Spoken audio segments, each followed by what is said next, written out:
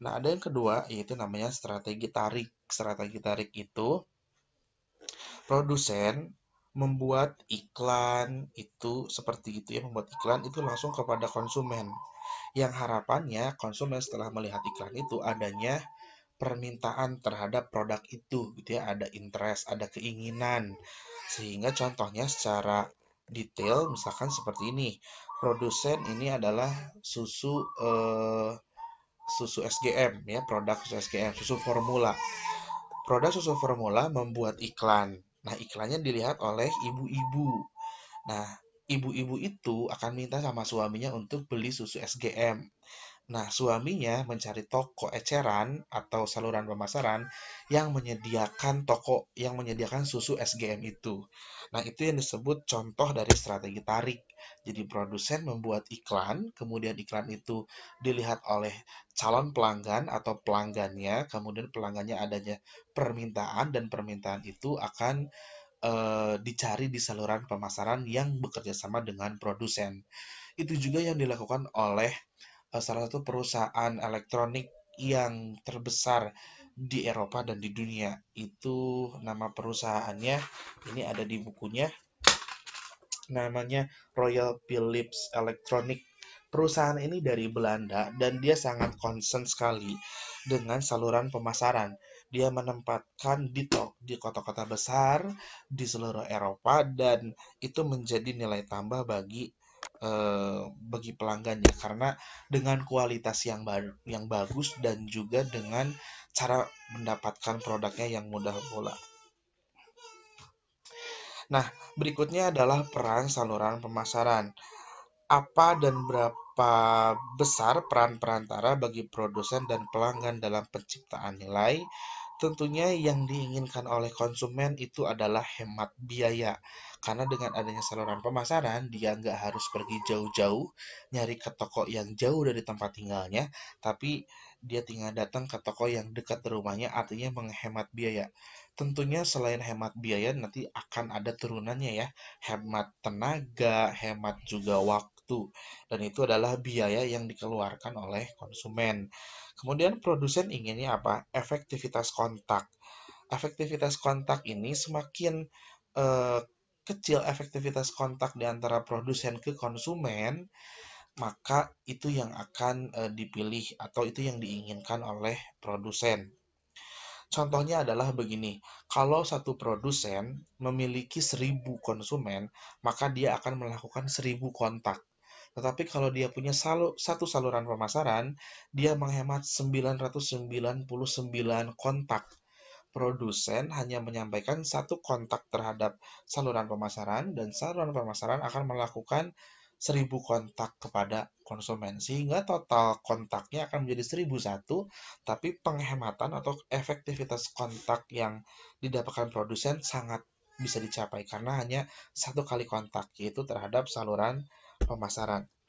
Nah, sebenarnya saluran pemasaran ini juga bisa bekerja sama dengan pihak eksternal, seperti perusahaan yang dari Belanda tadi, yang Royal Philips Electronic itu saluran pemasarannya bekerja sama dengan perusahaan-perusahaan seperti Best Buy, Carrefour, Costco, Dixons, dan Tesco. Artinya, itu retail-retail besar yang menjual produk dari produknya Royal Philips Electronic tadi. Jadi, saluran pemasaran ini sangat membantu produsen ketika tadi ya dilakukan dengan baik, sistemnya juga dilakukan dengan baik, manajemennya dan juga SOP-nya, kemudian kebijakannya. Nah, adapun nilai atau rumus nilai peran saluran pemasaran itu adalah manfaat dibagi biaya.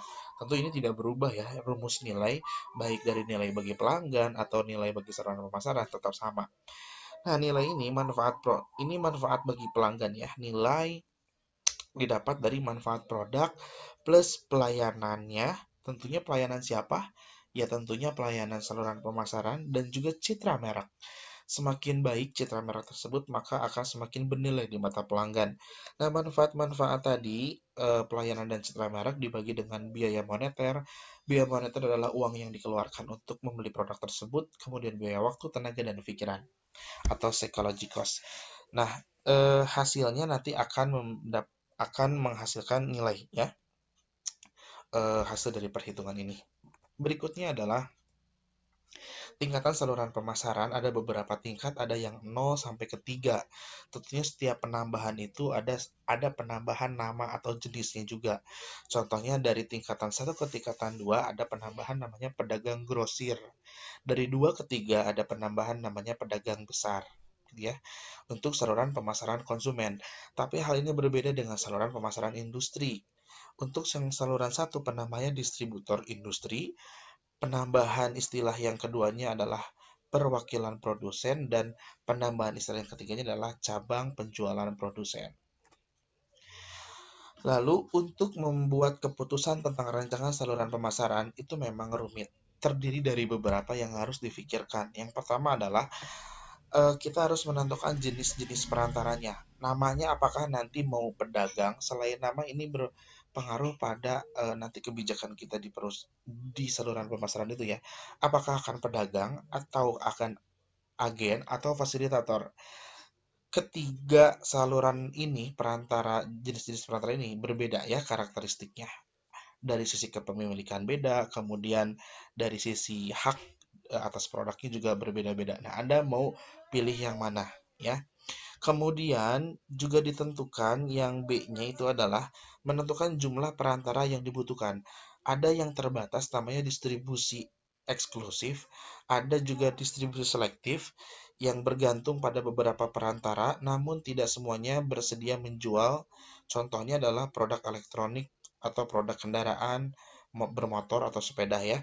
Atau yang ketiga, distribusi intensif atau intensive distribution, di mana produsen menempatkan barang atau jasa di sebanyak mungkin gerai. Oke, contohnya ada makanan ringan, minuman ringan, atau surat kabar. Alfamart, Indomart berarti masuk ke distribusi intensif. 7-Eleven yang banyaknya di Thailand itu berarti distribusi intensif. Nah, Anda menentukan tentunya setiap keputusan atau pemilihan ini akan berbeda juga pengaruhnya terhadap SOP, kebijakan, dan sistem yang harus Anda buat nanti. Nah, yang ketiga adalah Anda menentukan syarat dan tanggung jawab anggota saluran, kebijakan harga dari produk tersebut, kondisi penjualannya, hak teritorial distributor, apakah akan seluas apa, kemudian layanan dan tanggung jawab bersama. Selain 3 langkah tadi secara ringkas, jadi Anda harus analisis kebutuhan konsumennya juga dilihat dari indikatornya adalah ukuran lot sampai ke dukungan layanan. Kemudian juga menentukan tujuan saluran. Tujuan salurannya ini tergantung karakteristik produk. Ada contohnya produk segar. Pemasarannya itu adalah pemasaran yang langsung. Produk dalam jumlah besar seperti bahan bangunan. Itu karakteristiknya yang dapat bertahan lama produknya. Dan saluran dengan jarak pengiriman minimal. Artinya kalau produk segar kan tidak bertahan lama. Jadi pengirimannya harus cepat dan jaraknya juga harus pendek. Setelah menentukan tujuan salurannya, lalu mengidentifikasi alternatif saluran utama dan mengevaluasi alternatif saluran utama. Oke, penjelasan materi untuk pertemuan kali ini segitu aja. Tambahannya, education is the most powerful weapon which you can use to change the world, Nelson Mandela. Thank you very much. Nanti kita akan ketemu berikutnya di Google Classroom dan di Zoom. Terima kasih. Assalamualaikum warahmatullahi wabarakatuh.